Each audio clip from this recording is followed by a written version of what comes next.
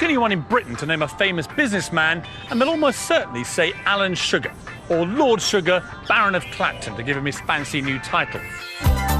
You might know him as the self-made millionaire behind Amstrad in the 80s, or the unpopular owner of Tottenham Hotspur in the 90s, or the bad-tempered TV boss in The Apprentice. But none of us have met the real man behind the public persona until now.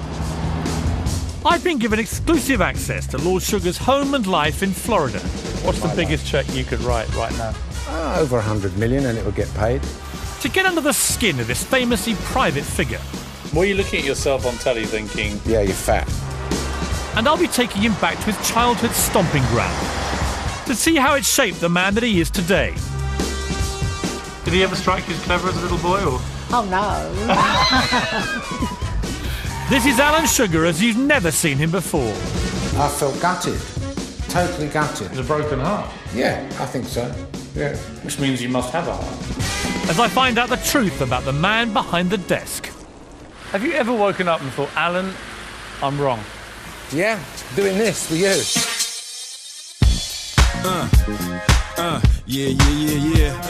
Miami.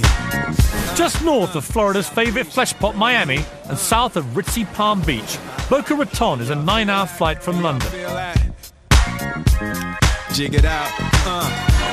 Here I am in the place where I come. Not that convenient for most of us, but if you only fly by private jet as Lord Sugar does, then it's a doddle. Right, Captain. Let's go find him.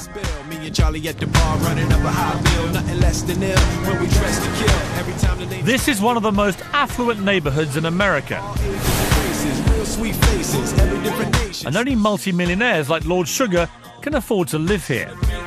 I'm going to Miami.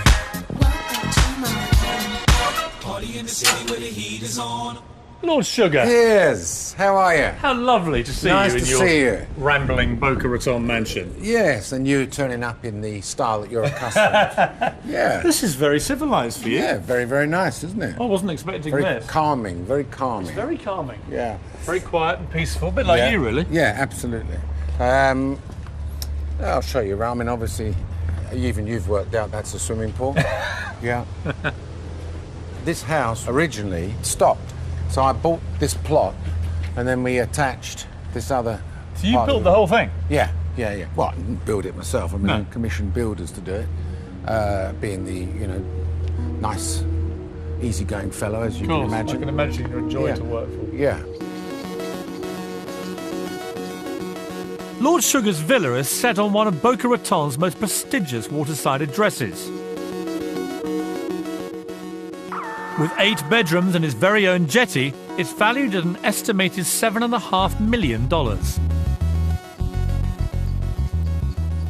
Who's top dog in Boca Raton? I don't know. I You must be don't- near the no, top, No, then. no. No? I don't think. It depends. Are there billionaires here? Yeah. Well, it depends how they value themselves. You know? Are you a billionaire? No. In dollar terms, just about virgin on it. Do you like money? It's not my god. It isn't. I've accumulated it. I've made it. It's not my god. It really isn't my god. If money is not your god, what is? I like a deal. I like a deal. I like to be busy. On the Sunday Times rich list, you appear to be getting poorer. And Yeah. yet I find that hard to believe. I will say this. They should have a different list. A list of, come forward, someone who can write a cheque out now for £100 million. Write the cheque and put it into the bank and get it paid. How many of them do you think could pass that don't test? think too many of them would. Now, I'm not, I could, okay, because that's the way I run my business What's and my the biggest life. cheque you could write right now? Over 100 million, and it will get paid. Do you realise you're actually wealthier than Sir Paul McCartney, who wrote some of the greatest songs in history? I don't know.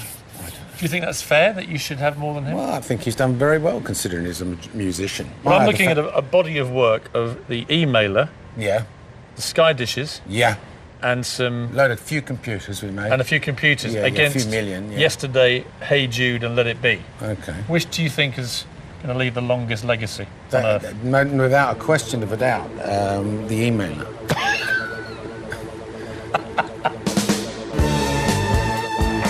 In 1968, Alan Sugar founded the company that made him the wealthy man he is today. Amstrad stands for Alan Michael Sugar Trading, so quite straightforward, it's all about Alan. The business started out with these amazing double sort of cassette hi-fis with a record player on the top. And with twin cassette decks to tape tapes, £289. I had one of those. Trading in mostly hi-fi equipment, the business grew steadily until 1980, when it was floated on the stock market. A deal that was to make the 33-year-old Sugar an overnight millionaire. When you made your first million, you actually had a cheque, didn't you, for the amount? Well, it was actually 2 million was the first. 2 million, but that's the moment you became a millionaire physically. Yeah. And what did that feel like? And it felt great. You know, it was a deal in getting all these merchant bankers and accountants and everybody else asking questions and always wondering, is this going to happen? Is this actual flotation going to happen? And there came the final day when the merchant bank at the time, the Kleinwort Benson, signed the piece of paper and the prospectus was published. And then they were kind of knackered then. There was no pulling back. That was it. That was the day that I knew I'd made 2 million quid from nowhere. Be under no illusion, by 1980, I was doing very, very well. And then came the PC revolution. In the 80s, the founder and boss of Amstrad jumped on the home computer bandwagon and became a poster boy for entrepreneurial Britain.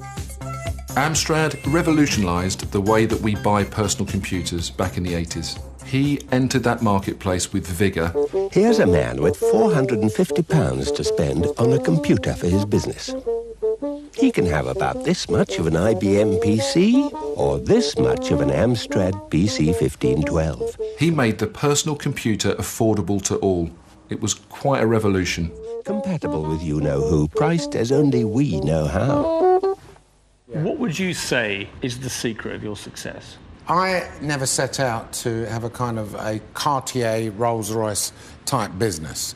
The products that I sold were made for the truck driver and their wife. It was very simple, in your face. Pile it high, sell it cheap. So really, it was all sold on price, specification, that's it. Fred over there sells his product for £100, mine's 50, that's the deal. Nice fountain there. This is like the Trevi fountain of Boca Raton. Go on, get your bloody money out and throw a coin in there. You lost that, that's for sure. That is money down the drain. The Bentley and the Ferrari. What's that? Go on, give it a push out, come. It's got a proper engine, is it? Oh, yeah. We don't mess about here in the Sugar household, boy. Lord Sugar has a lot of toys. Turn the key, sunshine. Yes! Do you think you're sending the right message to your grandchildren with it? Well, it's only get it on special treat. Have you ever tried to get in it? I can't, I'm too big. Apart from identical Bentleys in each of his 3 homes, he also has a $30 million private jet. Blimey, like a house. Yeah, house on wings. Over here we've got a bar, satellite phone over here. We control the temperature of the cabin. You've got these screens over there where you can play DVDs on if you want to. Kind of like my sole luxury, really.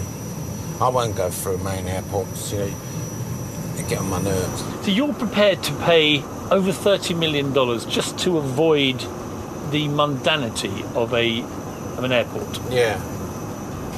Yeah, basically.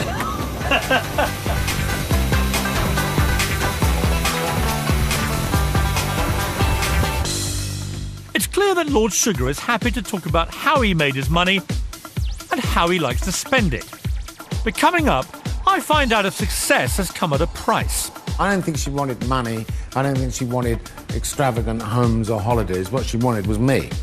We get a tour of the house. Even I've forgotten what's up here. What's this thing here? Piece of took. I flogged that. And I find out what Lady Sugar thought about her husband buying a football club. One day, you know, she heard I'd got involved in Spurs. And she thought that was a bad idea. She didn't think it was a good one. And she was right, really. And she was absolutely spot on.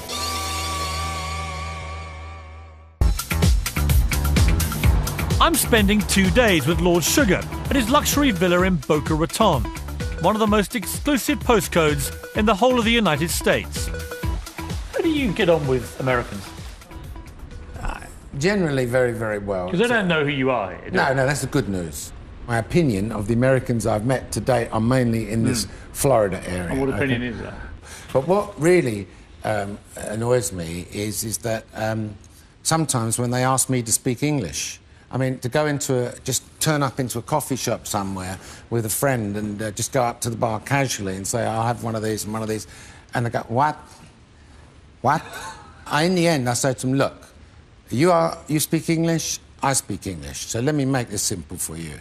My name is Alan. This guy name here is Joe. Joe, he wants a flappy, schmappy, crappy, larty, schmarty, whatever, and I just want a bleeding cup of coffee with milk. They must think you're the rudest man alive. They don't get it. They think I'm an Australian. They don't get it.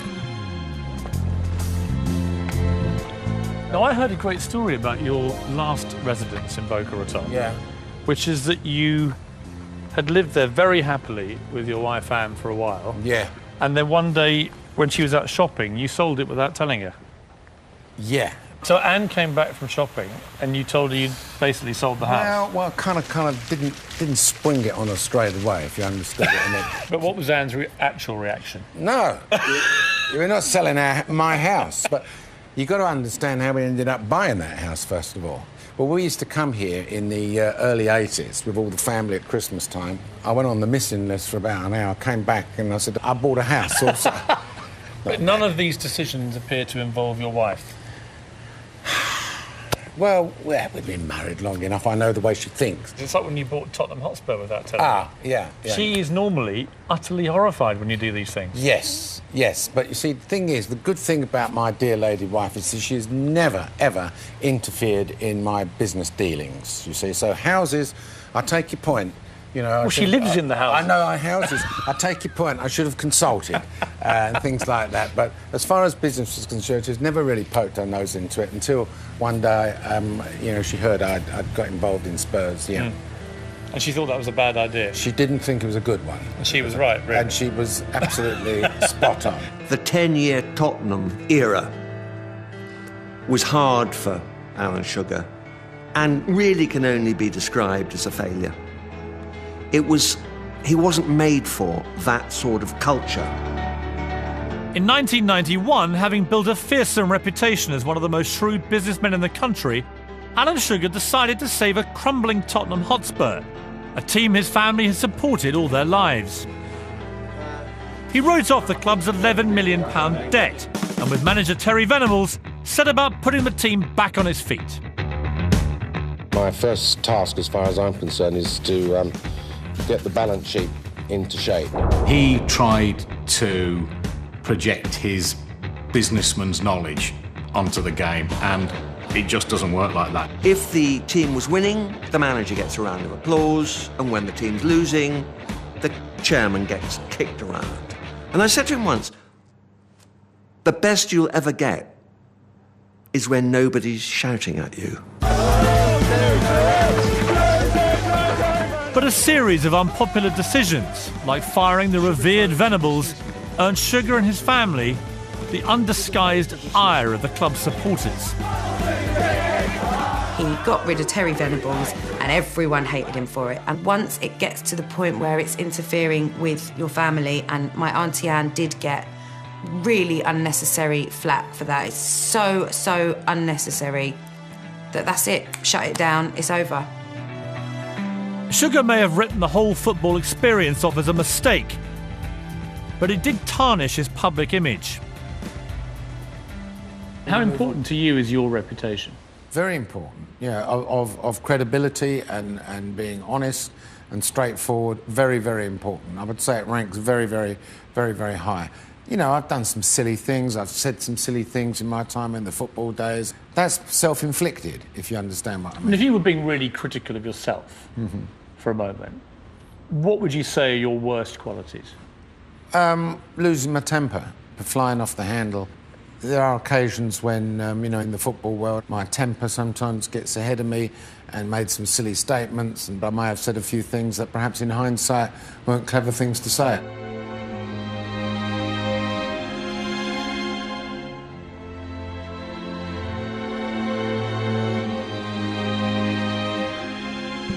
do you like being famous?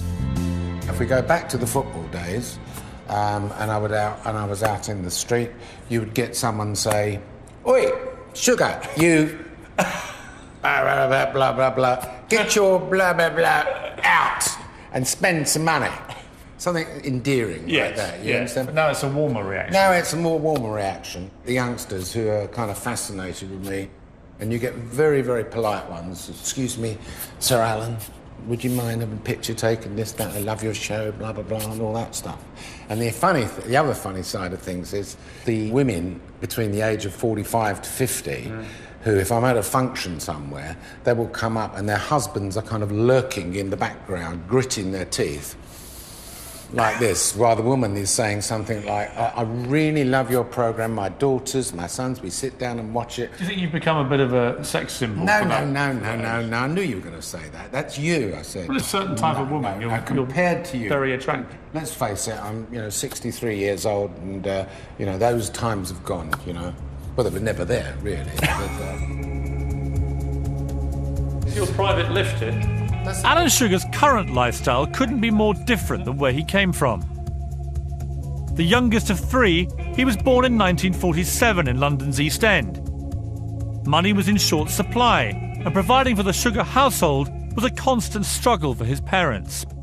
Did you feel in any way neglected as a kid? No, not at all. I was a loner because I didn't have a younger brother or a brother or sister a year older than me. I was a 12-year gap, you see, between my twin brothers and sisters. So it was that 12-year gap, which, obviously there was a bit of a mistake, maybe as a result of the euphoric night out post-war. And I'll say it before you do. So, I came as a bit of a surprise. Did either of your parents ever tell you that they loved you? No, I can't remember that. No, I can't remember that. No. Have you said it to your kids? Yeah, of course I do, all the time. Of course I did, all the time. You do it, it's kind of a day-to-day thing, don't you? So do you think, did you miss it? Did it have an effect on you? I didn't notice it. Didn't know no different. You wouldn't know any different, would you, really? They didn't show their feelings very much? No, cold.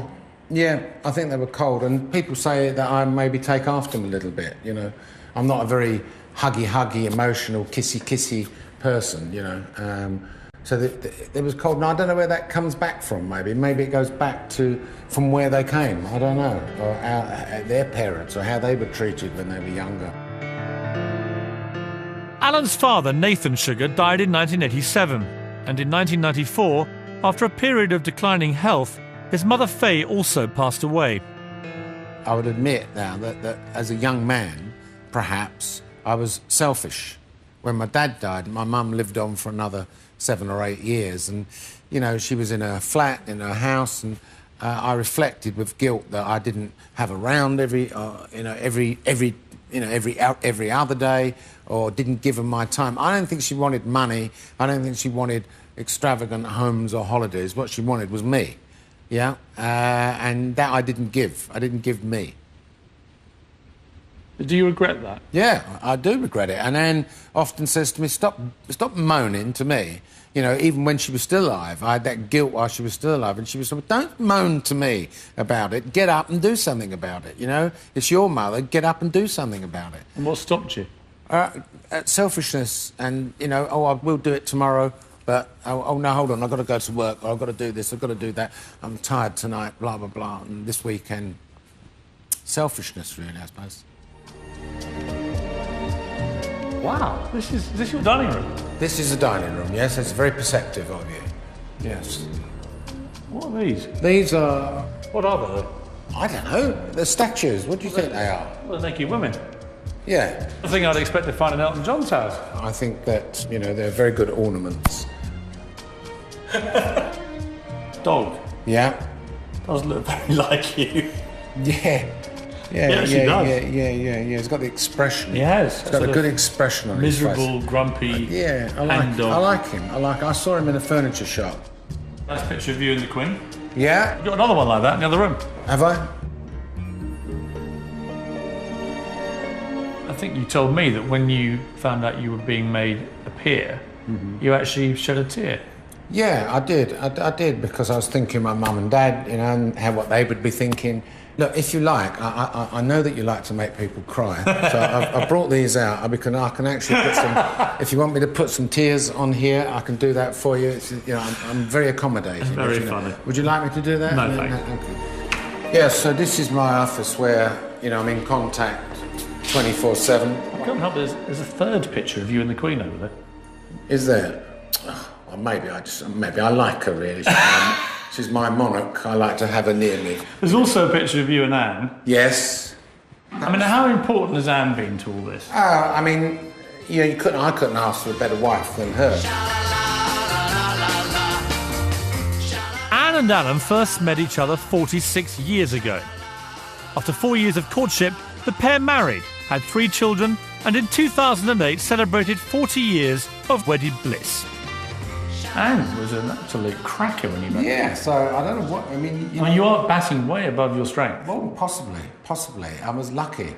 And I'm still wondering what it is she saw in me. What do you think it was? I don't know. I don't know what it was. She must have seen that spark of genius there, that I have. I mean, is she the only woman you've ever loved?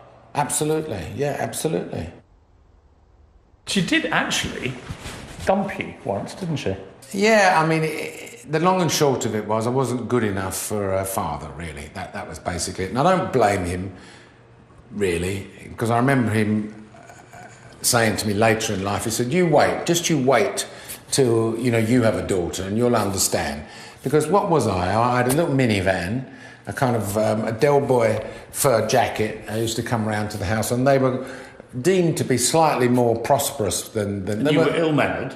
Ill-mannered, most probably. Spoke a little bit with a Cockney accent and saying my throat hurts. You were a bit of rough, really. Yeah, maybe. And so he kind of, I think he put a bit of pressure on her, so much so that I got a Dear John letter one day. Dear Alan? Well, it's called a Dear generic. This one began Dear Alan? Yes, it did. Yes, it became Dear Alan. And what did it say? It just said, look, you know, I don't want to get too serious, blah, blah, blah, blah, blah, blah. Anyway, it was like, that's it. How long had you been together? 8, 9 months, I don't know, 6 months or so. Yeah. How did you feel? I felt gutted, totally gutted. It was a broken heart? Yeah, I think so, yeah. Which means you must have a heart.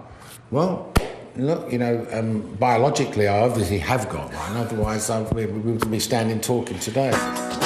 Coming up, I find out how Lord Sugar feels about being one of the biggest names on TV. Do you think TV makes you famous? I had these taken off because they were drooping over here. And over dinner, I get to ask Lady Sugar about her husband's public image. No, it's definitely not the real Alan. He's much softer and kinder.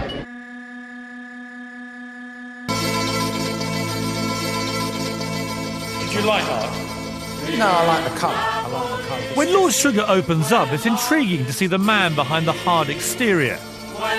So when I'm invited to meet Lady Sugar at a romantic dinner for 3 at their favourite Italian restaurant, I jump at the chance. Does he make you call him Lord or...? No, I prefer to. In the beginning, I used to call him Mr. Sugar. Yeah. Now I'm on first name, so Lord. That's Lord Vinny, that's how it goes. Does he actually know your name's Alan? No. He thinks my first name's Lord. What was it that attracted you to him? He was different, very funny, and I liked him. Do you know what? You are killing him tonight. What, with Vinny and you, he has had a wasted journey coming all the way out here. He wants smut.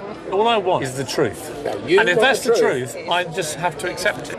No, I would say he has got some character failings, I'd argue. I mean, he can he can be very blunt, rude even. He's whatever he feels, he'll just come out and say, oh, He can be very rude. Does it ever embarrass you or not? Do you ever think, oh, Alan? Oh, yeah, sometimes, yeah. See, I think he's quite scared of you in reality. I think ever since the Dear Alan letter, he's lived in terror of getting another one. Because whenever I've asked him, like, when you bought that house, Alan, without telling Anne, or when you bought Tottenham Hotspur, or when you sold your house here, when you told Anne the news, how did you take it? And the answer is always, not very well. I wasn't happy. When he goes off and does these things, you must be furious, don't you? I am at the time, but in the end, it always works out for the best. It's worked out all right. So you've learned to kind of trust his... Yeah, apart from Spurs. Apart from Spurs, yeah. Was that hard for the family, Spurs? Horrible, terrible time. Because of the abuse that came with him owning the club? Yeah, and all Alan had was aggravation. We saw him in terrible mess over it all. And it was all for nothing. It was horrible.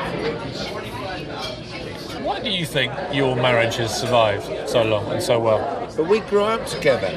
I mean, you know, we prospered together, right? I mean, she was there, you know, and so, you know, she go on, tell him. You always proudly tell people he was earning more money than you. When we first met, he used to earn more money than me, and so we grew up together. So, you know, we moved together at the same time. So I asked him earlier how he coped now that he'd become this quite unusual sex symbol. Shut up, you silly sod. Oh, women. Shut up, you tosser. When Lord Sugar leaves the table for a quick chat to Vinny, it's my chance to corner Lady Sugar. When I was talking to Alan earlier, there were a lot of insightful things in his early life which I thought had played a part in creating the man that he is. From the rather cold way that his parents were towards him. And I thought that collectively, all that must have contributed to him being so driven. Well, I think he always had that drive to do something because he knew he wasn't going to get anything from his mum and dad and he had to work to get somewhere. When I first met Alan, I could see there was always that coldness there, and he just got warmer the more we were together. Did you see the coldness from his mum and dad? Oh yes, they were completely different to my mum and dad. Yeah, I could see that. There was a big do you think he was properly loved by them, or was it? Oh yes, no, I'm sure he was, but they weren't demonstrative. They found it very hard to show it. Which is a trait that he inherited for a long time. Yes. Yeah. I mean, has he ever got... Alan still finds it very hard to show his feelings. People watching The Apprentice, they think he's this kind of heartless I know, I can't stand that. I think that's awful. They say, yeah, I really don't like that about the show. Do you think it's not the real Alan? No, it's definitely not the real Alan. It's much softer and kinder. Part of me thinks he doesn't really mind that image, because if he did, he would stop doing the show. Yeah, well, obviously he knows it's part of the show. That's how he's supposed to be. But it upsets you to see him. I don't like it. It's a complex character, I'd say. But he's not once you know him. No, he's not. Once you get to know him, he's complex in the sense of the persona that he allows to be out there. It's like he won't let his guard down.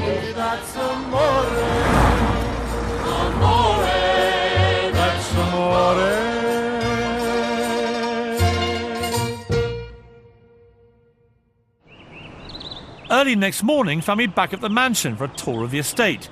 But first, Lord Sugar wanted to give me a damn good thrashing. Ah, excellent. You got me back. I'm good at this. Right, come on then, Lord Sugar. See how you get on. You ready for Marseille Morgan? Yeah. I don't know how to play this game properly. That is already apparent. Oh, come on.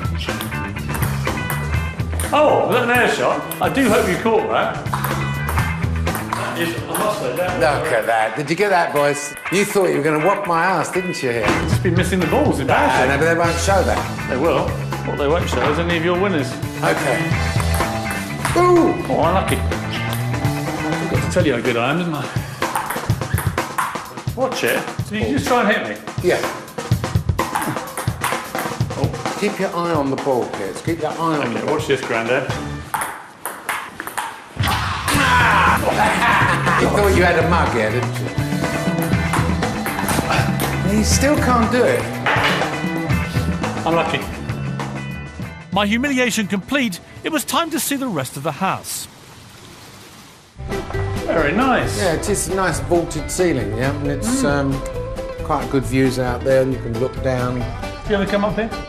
The shelves in Lord Sugar's house don't have many books on them. Even I've forgotten what's up here. What's this thing here? Piece of took. I flogged that. And for an ex-hi-fi boss, there's a surprising lack of audio equipment.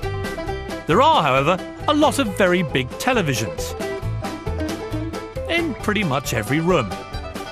But if you don't listen to music or read books, What do you do? Watch telly. I watch a lot of television. What do you like? I like Law and Order. Fantastic. Fantastic stuff. I've got this PVR here. I set the PVR up when we leave. I put it on Series Link, and it records, 100 of them, and I'm in my element, sitting here banging them out one after the other. Do you like watching yourself on telly? No, not really. I do, obviously, privately, when I'm editing or looking at the edits and looking at the cuts, I like to see how I come across. You don't sit here and re-watch great Alan Sugar moments? No, not yet, mate. Not yet. Maybe when I'm about, please God, please, if I'm allowed to live to about 80 odd, I'll sit as a little old man looking at, I was once on there on television, In 2004, TV began hunting for the British Donald Trump to front the UK version of the business reality show, The Apprentice. And Alan Sugar's life was about to change forever. There were a lot of more current candidates, Philip Green and Stelios from EasyJet and so forth. And in some ways, of course, he wasn't as current as they were, right? But after a day with the production team, they knew they had the guy, not only that had the talent, but had the absolute passion for the task. When I saw the first show, I loved it. And who better to front it than my uncle? Everything that he does is completely natural. It's who he is, how he is, what he believes in, what he says is what he means. And that's why when he walks into the boardroom, you can hear a pin drop. The series was a huge success, and Alan Sugar became a star. You're a lightweight. You're fired. With The Apprentice now in its 6th series, I wanted to find out whether being on TV had anything to do with his newfound interest in road cycling and keeping fit. Right, here we are then, Piers. Right, here we are. This is the engine room, is it? And how far was he prepared to go to look good? Well, when you first did The Apprentice, you were a lot chunkier than this. Were you looking at yourself on telly thinking... Yeah, you're fat. Yeah. Yeah, and that was it. And I thought, right, one day, that's it. Was it you saying that to yourself, or other people No, going... me saying it to myself. Were you reading... And my sons, bless them, who are also fitness fanatics, they would say to me, yeah, you're putting it on a bit, Dad, you're getting a bit round here, you're bulking up a little bit, so that didn't help either. But that is vanity, isn't it? Yeah. Do you think TV makes you vain? I think it must do. I mean, you obviously look at yourself. What other things have you done in terms of vanity? These were done, yeah. I had these taken off because they were drooping over here. What did you have taken off? The skin over the top there. Right. In Boca Raton, the guy, one Christmas I had nothing to do with a bad groin, couldn't play tennis.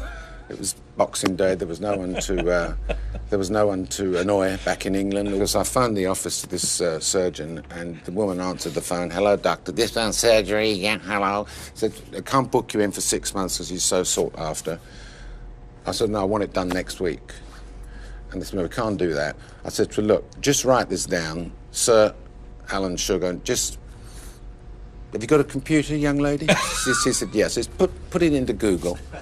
Right, and see if he can fit me in a little bit earlier. So I pulled a marker there. I feel ashamed. And what happened? She rang back 2 minutes later saying, Dr. Fiegel will see you tomorrow, sir. But you see, some people will be looking at this shocked that you, Lord Sugar, has had plastic surgery to improve his looks.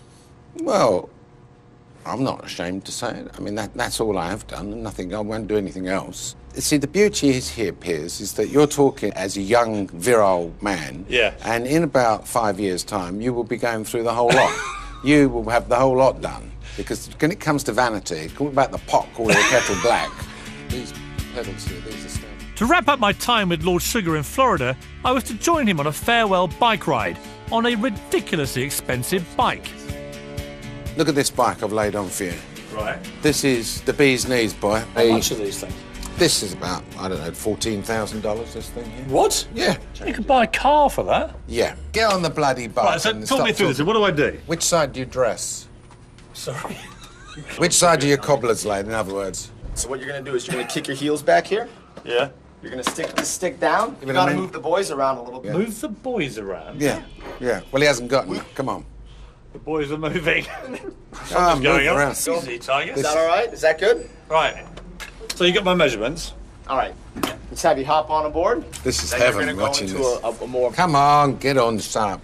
No, he looks the business. Look at that. He's knackered already. Practicing. Is that your Lance Armstrong pose? Well, it's the moment when Lord Sugar goes. After the break, Lord Sugar stirs me, gets in my face, Morning. and takes me for a ride. Come on, Piers. I'm with you, don't worry. And back in his old Hackney primary school, reveals a different side. Do you still cry? You want a serious answer? Yeah. I'll give you the answer. Lord Sugar has invited me to join him for a bike ride. But first, he wants to prepare me for the Florida heat. It's 85 degrees, so I'm going to make a power drink now. Florida orange juice. Cranberry, yeah. The final ingredient is some salt.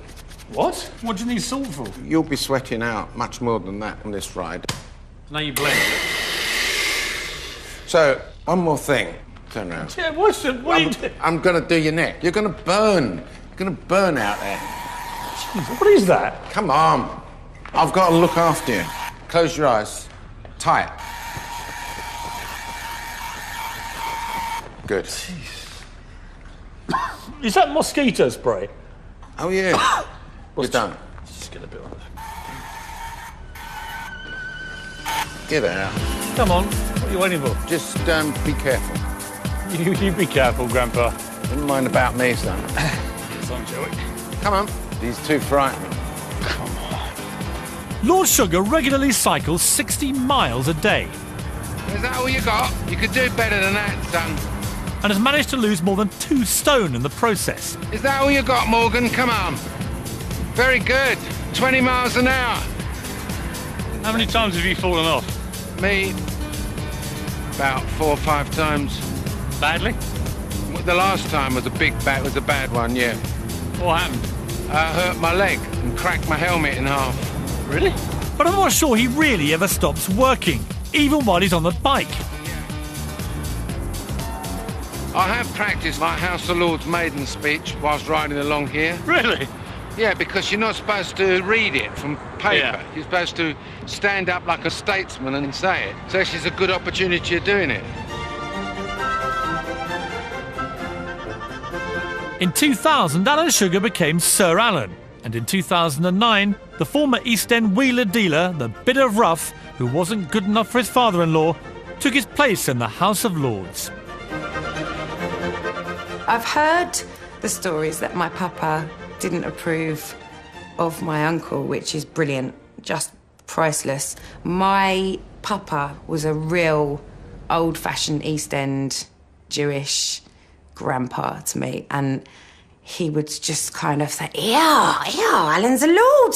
Can you believe it? You know, it's all that kind of, from such humble beginnings to go and become a lord is just incredible.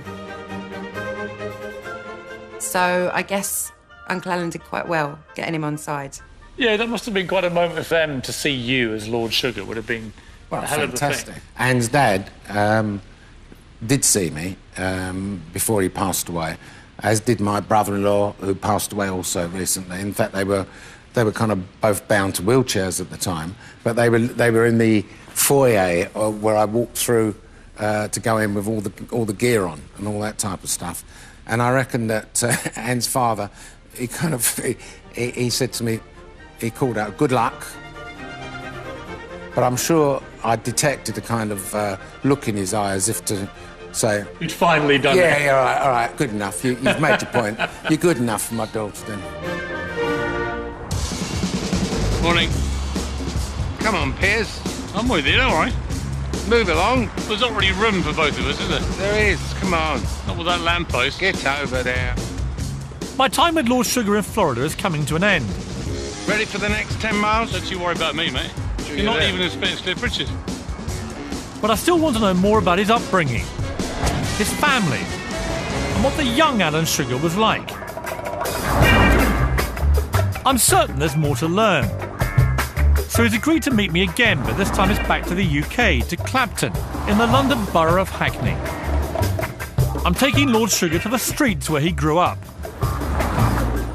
and to the very primary school he attended more than 50 years ago.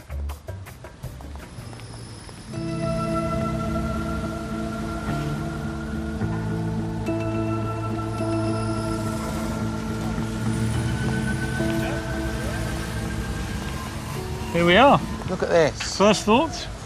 Same. This playground is exactly the same. And this was the last playground that I can recall. See that gate over there? Yeah. My mum dropped me off as a kid, I suppose, the first time in school. And in playtime, I ran out the gate, hated it, crying my eyes out, and ran all the way up there, all the way up that road there, all the way to the flats, which are just around the back there. Well, sobbing like a baby. Yeah, well, I was a baby. I was about five or 6 years old. I just like the idea of you weeping uncontrollably. Well, I was absolutely school. scared the first time. I'd never been to school before, so my mum had dropped me off, left me here, and I didn't, I hadn't grown up with many little kids, Do you still cry a lot? Yeah, when I read articles in the Daily Mail, they were the last people to make me cry. Can we have a serious answer? Do you still cry? No, I don't. No. Never? No. Well, only you want a serious answer, I'll give you the answer. Give me the answer. The last time I cried was because of the Daily Mail. Alan Sugar's taken numerous organisations to court. But in 2001, in a victorious libel case against the Daily Mail, he broke down while on the witness stand. I'm interested in how somebody who's as emotional as you inside. I know you are. You're very passionate, fiery, you take things personally, seriously. You get emotional about stuff, but you don't really let it out very often. Sometimes you can get very low and depressed and whatever with people, letting you down or people saying bad things. You feel, but you snap yourself out of it, really. I don't want to make you cry. I'm asking if you ever do cry. No. Because it'd be quite inhuman if you don't. The last time was in a court case where I just broke down from a lot of pressure that had been put upon me. That was the last time I could recall. The viewers have been interested, though, because so far I've established in my time with you that you cried when you ran out of the school. You cried when your wife Anne dumped you before you got married. Yeah. You cried in court with the Daily Mail. Yeah. I mean, it's been a non-stop saga of blubbing. I would say over the course of 60 years to cry 3 times is not bad. I put that on an average of once every 20-odd years. After the break, I get to the bottom of what really sparked that entrepreneurial spirit. Anything to do with making money legally was of great interest. Did you ever stray on that line of legality? We revisit his childhood home. It was so cold in this room that if you had a glass of water by the side of your bed, the water would be frozen. And I find out just what kind of teenager he really was. Surprisingly, very quiet, wallflower type person, You were? Yeah.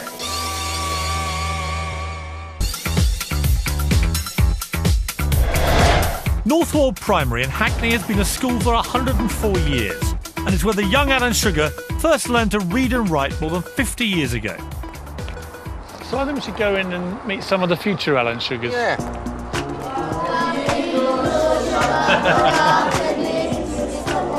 Yeah. Lovely kids. Who's got a question for Lord Sugar? Yeah. Were you happy at Northwold? Very happy at this school. It's a great school. Lord Sugar, what advice would you give to help us succeed in life? The best advice I can give you is that while you're here, is to learn every single thing that the teachers are talking to you about, because all this stuff you're getting to hear now from the teachers is free. Who watches The Apprentice here? Do you think he's quite scary? No. The Apprentice? No? What do you think of him on TV? He's a role model. Why is he a role model? He acts like them big people. Yeah? Like the boss? Yeah. Yeah? And you think the things he says on the show, they're good things? Yeah, because before he says you're gonna be out, he tells them you're good and stuff. When Alan left Northwold Primary School at the age of 11 and moved up to Brookhouse Secondary, his family grew concerned as the young teenager became withdrawn and reclusive. In your book, you go into great detail about how you were sort of ostracised by other kids. Tell me about that and how you came through it. I was with a group of youngsters. We played around in the clubs and all that type of stuff. They were clearly from families which were somewhat better off than mine, yeah? And I think it came to kind of a point which surrounded the 13-year-old celebration bar mitzvah thing, and maybe dawned upon them then that because I didn't have, or wasn't going to have, or they weren't invited to, some glamorous kind of party, which perhaps they were accustomed to in their families, they didn't actually believe that I didn't have one and just had some little gathering in the flat. And they just went off, left, you know, said, you're not my friend anymore, for that bizarre reason. I didn't do anything. I think they realised I wasn't allegedly in their league or their kind of people, and they went off. And how did that make you feel? And that was kind of it was a blow, really, because you know you got used to all these friends, and in the end you kind of shrink into a little shell at home, and you don't want to do anything, and you don't want to go out and search for new friends and all that type of stuff. It was a period of a couple of years where I just didn't have any pals outside of school. And that's really hurtful.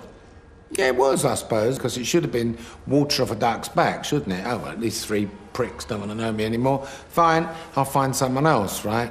But obviously not. No, but I think the fighting instinct kicked in your late teens, when you came out of that period. There actually, you know, a few things happened to you as a young man. The ostracisation from his kids, your parents perhaps being a little cold towards you, that it all builds up, and you get to the late teens and you think, I'm going to show everyone. How did you win round that 2-year period? How did you come out of it? How did you get friends again? My mum did what mums do, observed this kind of reclusive child and started arranging people for me. What? Like arranged friendships? Yeah, I mean, you know, that's like the biggest lead balloon you could ever do. I mean, parents arrange something for us, the most uncool thing you can think of, so that didn't go very well. And eventually, my sister-in-law's brother, who I did know, through family association, took me out into the marketplace, so to speak, introduced me to a few new buddies, and suddenly this reclusive person comes in and, surprisingly, very quiet, wallflower type person, you know. You were? Yeah, standing on the periphery and watching things going on, trying. And, you know, you can imagine being introduced to a new bunch of young people. This is Alan.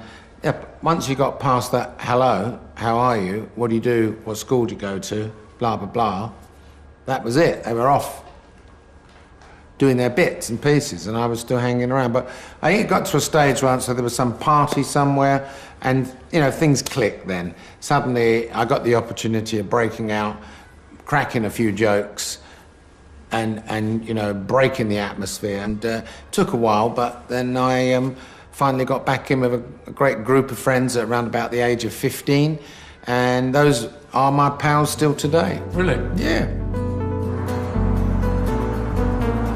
Just 5 minutes up the road from his primary school is the council block Woolmer House, where the young Alan Sugar lived with his family up until the early days of Amstrad. This was the first estate you grew up on, really? Yeah, this is where I grew up. I was born in Hackney Hospital down the road, and we grew up here. That garage over there, that's where I bought my famous minivan, the 50-quid minivan. 50 quid, £8 insurance, third-party fire and theft, and I was at the races.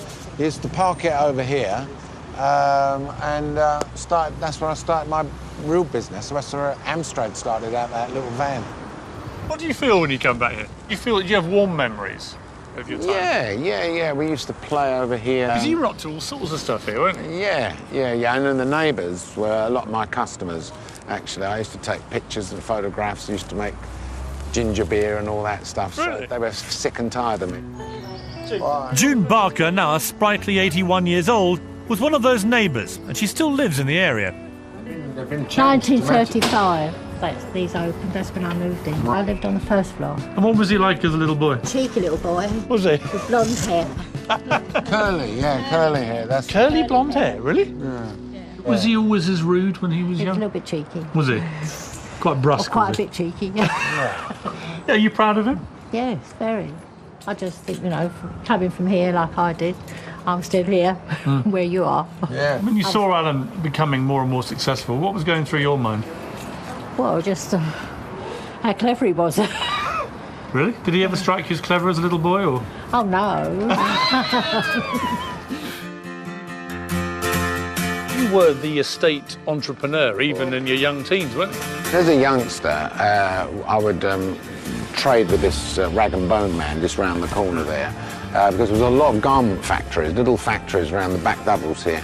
We used to have all these remnants of cloth and things like that, so we'd take sacks of them, get an old pram, sacks of them, and sell them to him over there. And he legged me over once because he had a price for wool. And he told me that what I brought him wasn't wool, so he screwed me on the price. I went back and checked with the actual factory owner, because he used to clean his car also, and he said it is wool. And I had a row with him, and anyway, he threw me out, gave me another shilling and threw me out. I'm trying to get inside your head as a young teenage entrepreneur. What was the buzz? Was it making a bit of pocket? I was going to ask you. I mean, was money the motivating thing? Well, it was. We never had any money, so anything to do with making money legally was of great interest. Did you ever stray on that line of legality? No. I mean, one good thing about those days was that you heard about kids in the block here that did stray, as you put it, and ended up in a place called Borstal, and that was a really frightening, prospect. And so that's what kept youngsters of my age on the straight and narrow.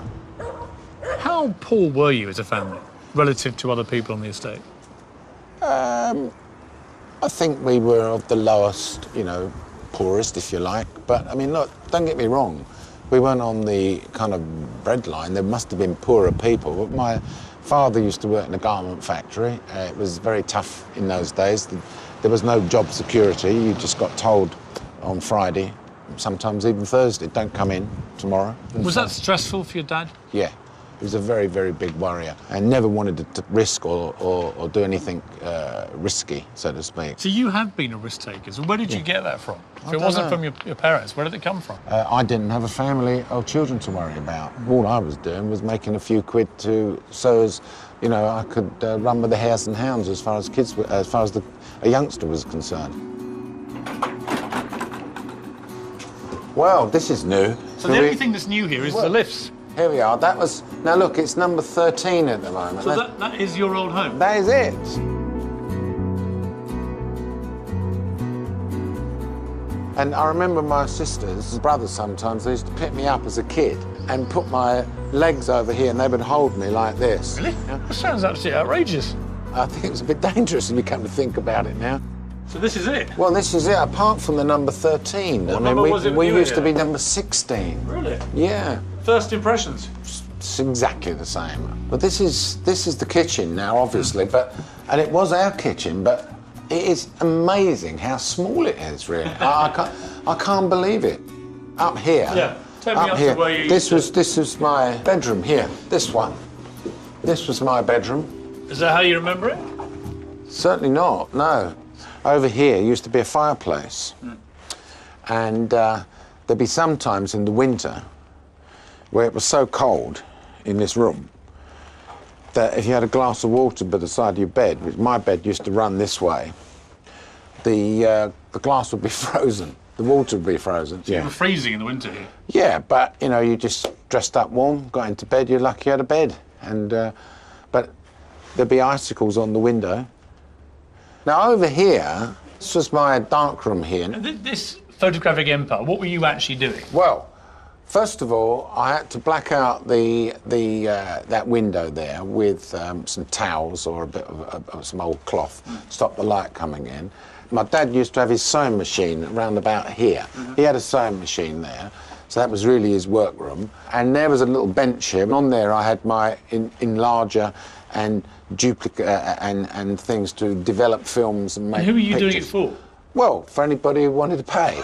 I was taking pictures of the grandchildren of the neighbours along here, and of course once you've got a grandmother and you show them a proof of a picture with the word proof on it, written on it with a biro pen, she wanted the picture, wanted to know what I have a written proof on it, because that is, I'll make you a real one. And it's 2 shillings, 1 and 6, and they would part with their dosh. I mean, quite shameless, really. Not really, no. It's an entrepreneurial, I think.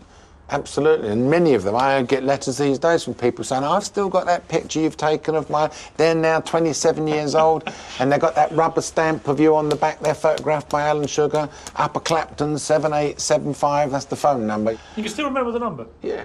So you're very early teens and you're running a photographic empire. You've got your wood empire. No, that was younger then. Let's get it in the right pecking order. I would say cleaning cars, right, wood, and also the scraps of material. To the rag and bone guy. To the rag and bone. How old were you for that? That round about that era, but you see... 10 years old, but that's ridiculous. 10 or 11 years old, 10 or 11 years. See, what's really fascinating to me, I think, looking at your early life, is that whereas most kids, when they were 11, 12, 13, would be dreaming of being astronauts and footballers, you have an entire portfolio of jobs going on. I had 3 children, and they never saw the kind of, you know, poverty, I suppose, let's use that word, that actually forced me to recognise that my mum and dad, bless them, could not give me all of the iPods and the Nike shoes and the of those day and ages that I wanted. You wanted this stuff, and the only way to get it was to be entrepreneurial. Yeah, I mean, if I wanted a bike, there was no point asking mum and dad for a bike. It was not because they didn't want to give me a bike, it was they couldn't afford to. So I built one, or I bought bits and pieces to build them and all that stuff, you know. When you look back on how you've behaved professionally and personally in your life, are there things you feel guilty about? Things you would do differently? Professionally, no. I think I've been very professional. I don't think I've done anything which one could be considered to be dirty dealing or tricky or slimy or anything like that. I think going back to my very, very first factory that I owned, there was an incident there once where someone started on what was then a 16-year-old black kid who was on the production line. He was fantastic. He had so much enthusiasm, this kid, so much enthusiasm to want to learn about electronics. And there was this horrible, nasty, racist manager that I had at the time there that screamed at him to such an extent that he fired him there and then on the spot. Now, why I feel guilty about that era is that money at the time, which was my motivation, should have taken second place, and I should have got hold of that manager and kicked his ass straight out the building. Where I have nightmares over is the fact is that young kid who's now must be 50 years old now. But at the time, the motivation was that this particular manager was an engineer, technologist, and the whole of the factory ran around him.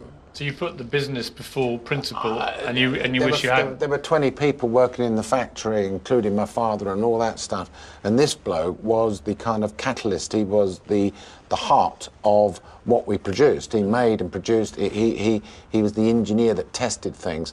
Without him, I had nothing. You know, we would have had to stop everything. But if you're being brutally honest, what you're saying is you put money and business before the terrible racism to this young black on that particular, that's one of the things that sticks in my mind, and I got my revenge in the end, in the sense that, trust me, this fella was out when it suited me. What would you say to that young black boy who's obviously now 50? Or what would you say to him? Sorry, you know, I would love to have, you know, got hold of him now and said sorry, but I fear that he went off and must have thought this was just another typical white racist attack on an up and growing community in Dalston, it was at the time. Which it was. I mean, that is what happened, wasn't it? And I've never, ever, since that day, allowed any form of that to happen in anywhere, in any of my companies. Hearing about Lord Sugar's Hackney years has been revealing. But how will he react to my take on what's really made him the man he is today? I would argue the running theme of your life has been that you've always been slightly on the outside. Outside of what?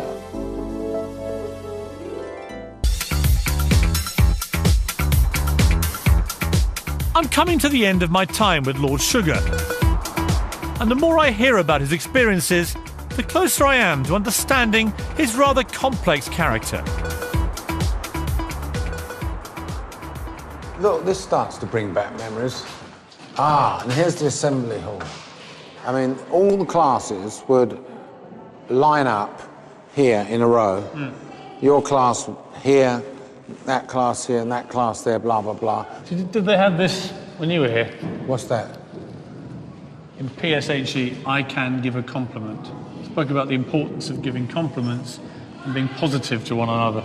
No. You don't seem to have inherited that trait. No. Of course, it is my hallmark now.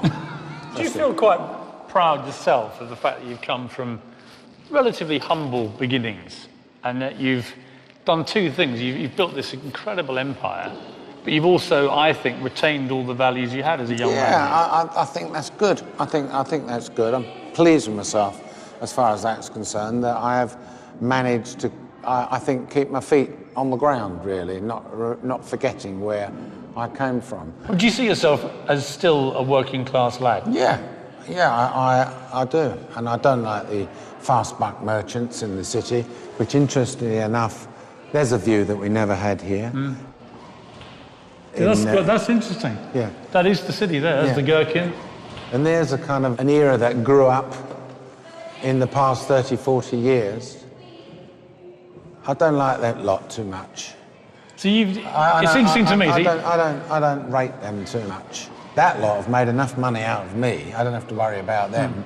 And they like me when it suited them, and they disliked me when they didn't. And that's, a harsh reality of life. But I would argue the running theme of your life has been that you've always been slightly on the outside. And that may have been one of the great driving forces behind your success. Outside of what? I mean, I think you have to define what the outside is. Outside of convention. When you went to your next school, you had a couple of years of being a bit of a loner there. You were ostracised by some of the kids. You've always been sort of outside of the city, despite being a top businessman. Even in football, you were never quite one of them. You were always slightly on the outside. There's a kind of running theme of the guy on the outside, and that may be what's been one of your great motivations. Yeah. I had lots of run-ins with the media as far as the football world is concerned, and never conformed to what they expected of someone should be in football, and therefore was labelled afterwards as someone being on the outside. Similarly, with this mob over there, if that's the type of place you think I'm an outsider in, I don't mind being an outsider, to be honest with you. How would you like to be remembered? I've often said to my children, listen, when you put my gravestone up, whatever you write on it, there's a little headline you should put on there.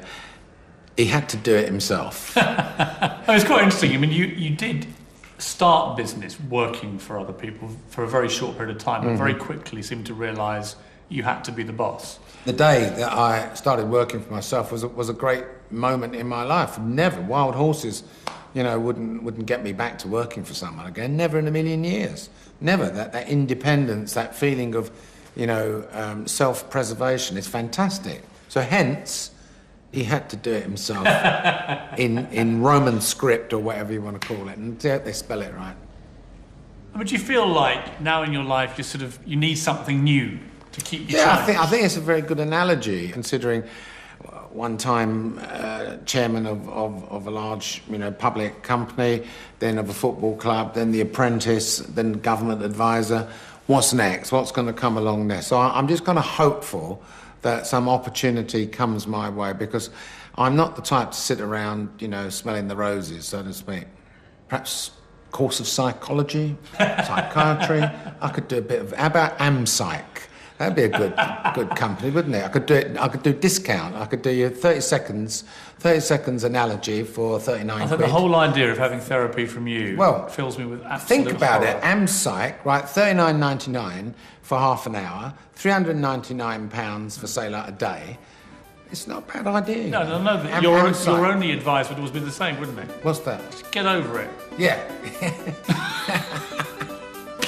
You're quite right. Get over it, you stupid sod. Yeah. And talent show judge Piers Morgan will be back tomorrow night at 8 when he travels to Shanghai to meet the movers and shakers in a city which boasts 118,000 millionaires. Up next, it's our Clint Eastwood movie, Pale Rider.